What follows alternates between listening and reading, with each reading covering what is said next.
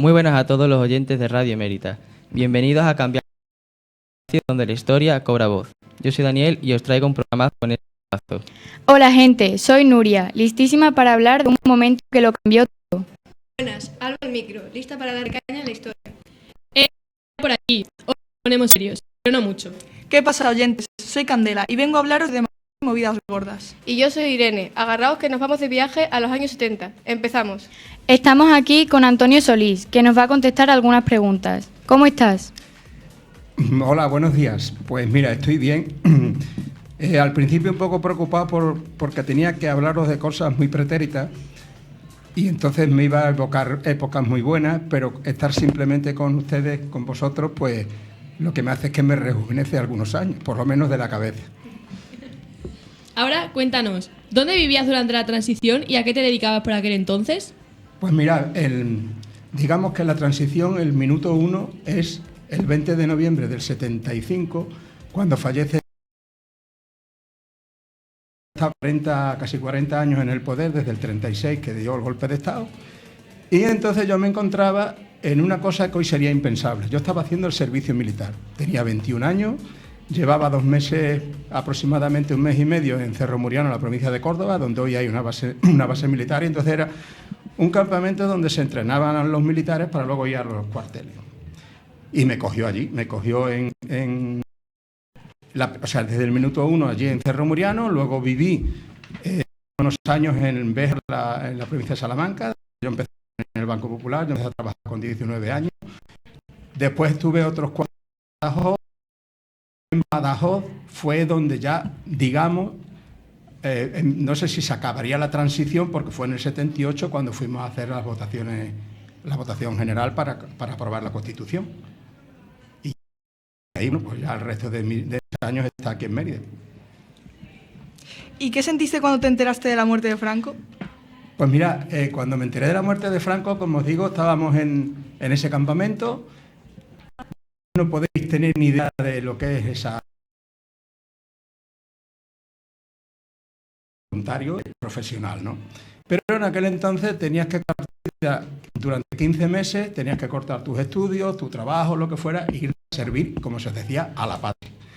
Entonces, ¿qué pasa? Que en aquel momento Franco llevaba malo o enfermo, llevaba ya casi 2 meses. Casi que más o menos, no sé si es que le alargaron la vida o no lo sé. El caso es que también se juntó con otro fenómeno que hubo, que fue la Marcha Verde, que era cuando Marruecos, por así decir, se quería apoderar del Sahara. El Sahara era una provincia española como hoy es Ceuta y Melilla.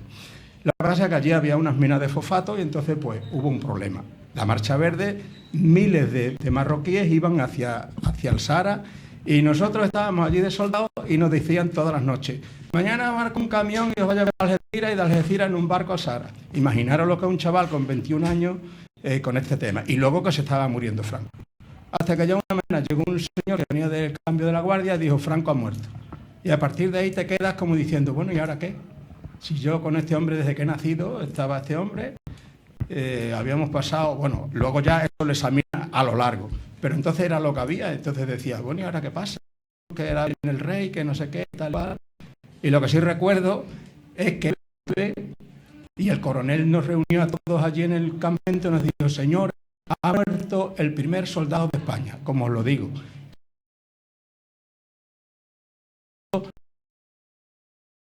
Vinimos de permiso a casa y yo el entierro de Franco en el Valle de los Caídos lo vi por una televisión en blanco y negro. Esa es la sensación que tengo y el recuerdo que yo tengo de aquel momento. ¿Se hablaba de política en tu casa o era un tema tabú? ¿Cómo? Perdón. Que si se hablaba de política en tu casa o era un tema así tabú. A vosotros os podrá parecer rarísimo lo que voy a decir. Eso era totalmente impensable. Es decir, aquí en España, desde el año 39, que terminó la guerra, no se hablaba de eso para nada, de política nada. Más de política, y en mi caso, en muchos chavales, de sexo, por supuesto, nada. A nosotros no nos explicaban. Y a mí me decían que traían los niños la cigüeña, desde que nacía. Y la política impensable. Pero no solamente en los años que yo... Aquí había un solo partido, que era el gobierno. Era el gobierno y las directrices que te marcaba el gobierno había que cumplirlas. Ni había parlamento, ni había políticos, pero los políticos todos del mismo sitio. Entonces era un tema tabú. Tal es así que yo después lo he analizado años atrás, cuando ya he sido mayor, y en mi casa, por ejemplo, mi abuela paterna, pues eran gente muy de derecha, mi tía y tal, muy de derecha, pero por no ser de derecha, malo ni de izquierda bueno. Y sin embargo mi madre pues tenía unas reminiscencias políticas que tenía que estar calladísima, porque había tenido un hermano que en el año 41 lo fusilaron, por el simple hecho de ser del Partido Comunista. Y por cierto, a mi tío no sabemos dónde está enterrado, suponemos que en las tapias del cementerio. Allí hace unos años se le hizo una tumba a una serie de personas que aparecieron, pero aquel tema era tabú total. Me enteré ante la cosa pues con 17. Fijaros hasta dónde llega la cosa, que yo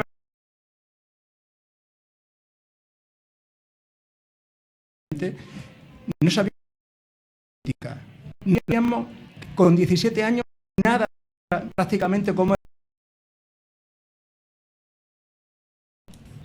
en absoluto. O sea, empezamos a darnos cuenta de cosas pues a partir de que terminé el servicio militar. Aprendí muchas cosas, claro. Pero entonces era impensable. ¿Qué opinas sobre la Constitución de 1978? A ver, en aquellos momentos, como te digo, no sabíamos qué había. Al cabo de los años analiza. Es decir, la Constitución del año 78, murió Franco, se instauró la monarquía y personas que se la han llamado siempre los padres de la patria, Manuel Fraga, Gabriel Cisneros, que era falangista, creo que Alfonso Guerra, en fin, una serie de derecha eran los que tenían las ideas que se habían tenido hasta el momento, y los de izquierda, gente como Felipe González, Alfonso Guerra, que habían venido del exilio porque estaban fuera, porque aquí no pueden estar, personajes importantes que no es que participaran en la Constitución, a Marcelino Camacho, un líder sindicalista, se reunieron para hacer una ley que es la ley de leyes.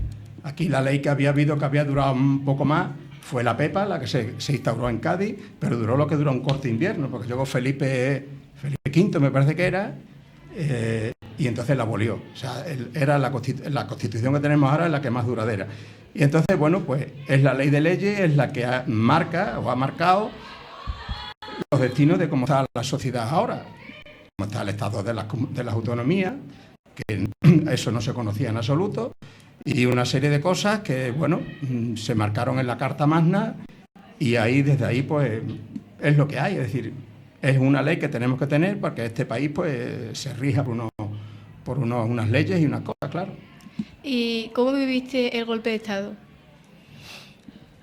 El golpe de Estado es como os diría, en aquel momento fue como un mal sueño. Es decir, ya que habíamos empezado a tener un poquito de idea de lo que era una democracia, de la noche a Adolfo Suárez, que fue el primer presidente que hubo, porque un señor que era de derecha, fundó la Unión, la UCD concretamente, y este hombre ganó las elecciones por mayoría. Y entonces este hombre, ¿qué pasó? Pues que la gente que había estado todavía del antiguo régimen no aceptaba una serie de cosas. Y no aceptó, por ejemplo, que Adolfo Suárez le diera legalidad al Partido Comunista. Y Santiago Carrillo, que era del Partido Comunista, volviera. Bueno, aquí en España se formó un piforio y Adolfo Suárez se va. Y Adolfo Suárez lo que hace es que Carlos Celo, que era el presidente que lo iba a sustituir, se estaba haciendo la votación de investidura en el Congreso. A mí me coge trabajando en el Banco Popular yo soy del 54, esto fue en el 77, ¿cuánto tenía? 27 años, por ahí tendría, o no sé, más o menos. Y me coge trabajando en el banco aquella tarde, y en esto que yo tenía el transistor puesto mientras estaba trabajando y se oyen los golpeteos de las ametralladoras y el locutor y tal.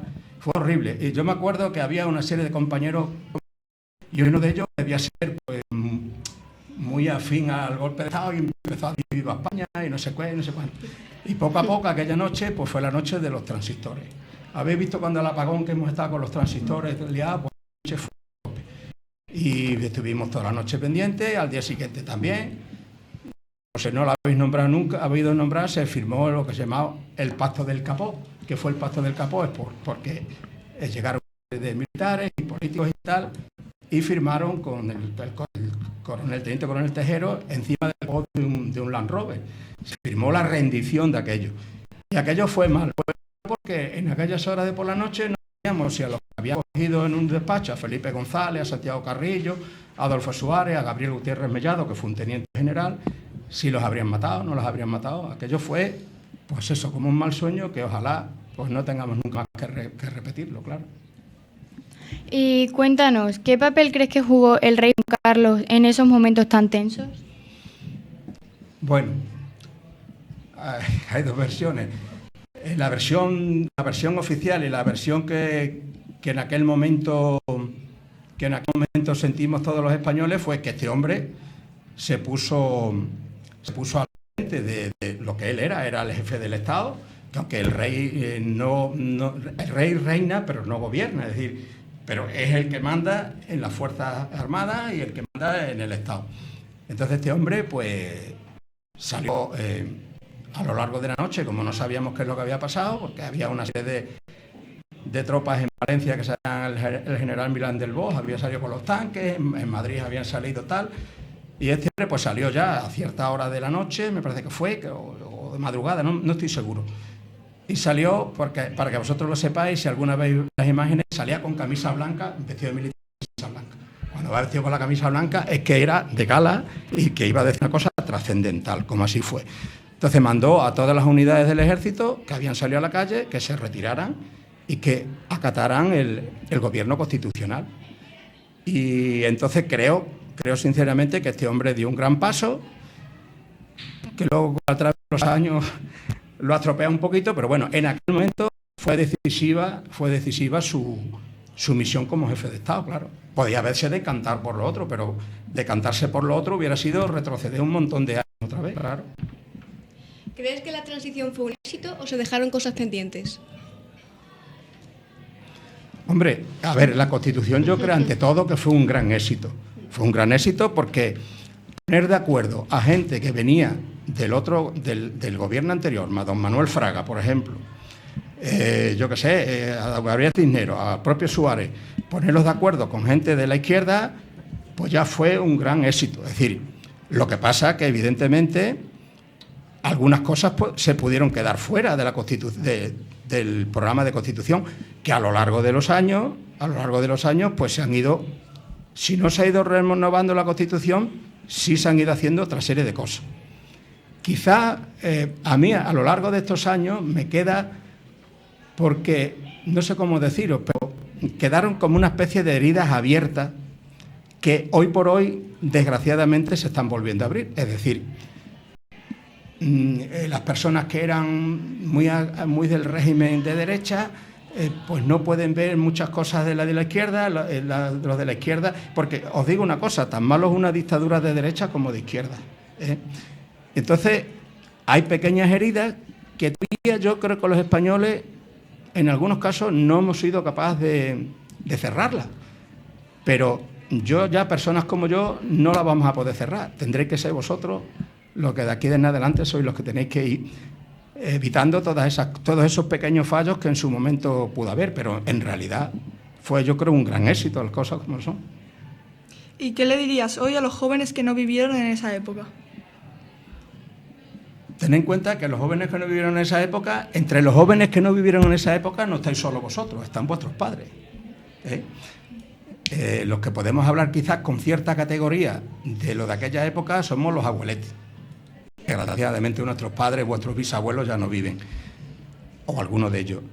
¿Qué os puedo decir? Pues yo, sinceramente, lo que os puedo decir es que desde ahora, desde siempre, disfrutéis de vuestra juventud y de la libertad y la democracia que tenéis ahora. La libertad y la democracia que tenéis ahora, y que quizás nosotros, los abuelos y los padres, hemos llegado a conseguir, no la debéis de perder nunca. Es decir, la libertad es lo más grande que puede haber en el mundo después de la salud. La salud es lo más importante. Entonces, ¿qué pasa? Que nosotros, las personas que ya vamos teniendo una edad, solamente podemos dar consejos. Porque ten en cuenta una cosa, vosotros de aquí a poco tiempo vais a ser médicos, abogados, ingenieros, barrenderos, conductores de autobús, conductores de tren. Vosotros vais a llevar el país, cada uno, dentro de vuestras atribuciones. Y entonces sois vosotros los que tenéis que arrimar la escuela sardina y no perder lo que conseguimos nosotros en aquella fecha. Eso es el consejo que puedo daros, claro. ¿Te gustaría que España volviera a tener un espíritu como el de aquellos años? Yo creo que el espíritu de aquellos años, vuelvo a decir lo mismo, es decir, es juntar una idea de gente que ha estado muy implicada en la dictadura y unas ideas de gente que ha estado en el exilio y han vuelto y tal. Es decir, el espíritu, ¿a qué se refiere el espíritu? ¿Que tuvieron que hacer la Carta Magna entre todos? Pues sencillamente yo creo que hoy por hoy el espíritu que tenemos que tener es que si yo pienso de una forma y esta persona piensa de otra, yo jamás podré dar mis argumentos y podré dar mis opiniones, pero jamás intentaré creer que mi interlocutor tiene que tener las mismas ideas que yo. Eso nunca se debe. O sea, yo tengo el 90% de mis amigos pueden ser de una índole y yo de otra índole, pero creo que la amistad y el llevarse bien no depende nada porque una persona sea de izquierda o sea de derecha, siempre y cuando no esté cortando la libertad del que tiene al lado. Es decir, que el espíritu, ese es el espíritu, pues ese espíritu tiene que reinar siempre, está claro. Ahora queremos saber las diferencias que tuvieron el gobierno de Zapatero y el de Rajoy. Bueno, eso ya es un poquito más difícil. A ver, te lo voy a resumir en dos o tres cosas. Mira, Zapatero estuvo gobernando desde el 2004 al 2011.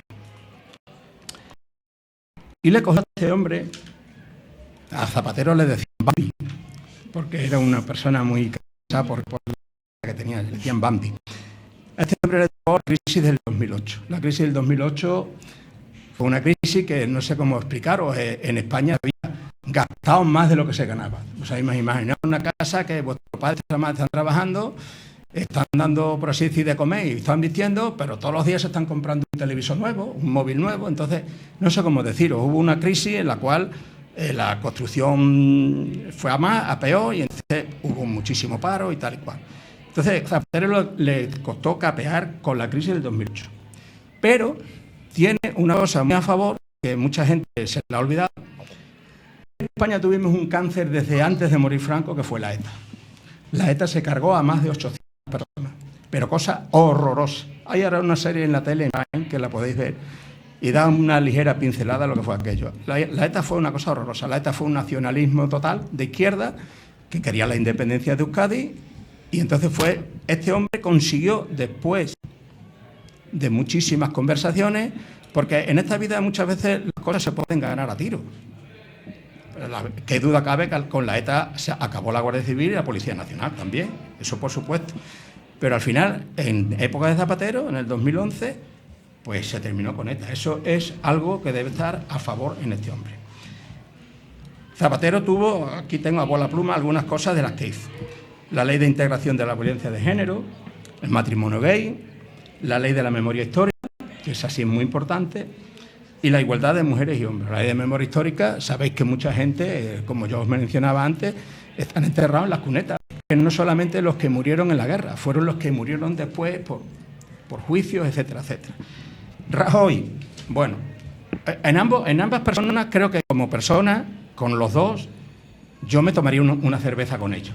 Porque eran personas, yo creo, asequibles, tanto Zapatero como Rajoy, cada uno con sus ideas. Quiero decir que eran personas, buenas personas. Lo que pasa es que Rajoy era como buen gallego, si te lo encontrabas en una escalera, como cualquier gallego que esté en una escalera, no sabe si está subiendo o está bajando. O sea, este hombre, pues, era muy buena persona, pero no se decantaba bien. Este hombre, en su época, tuvo una gran recesión, la política fue de austeridad.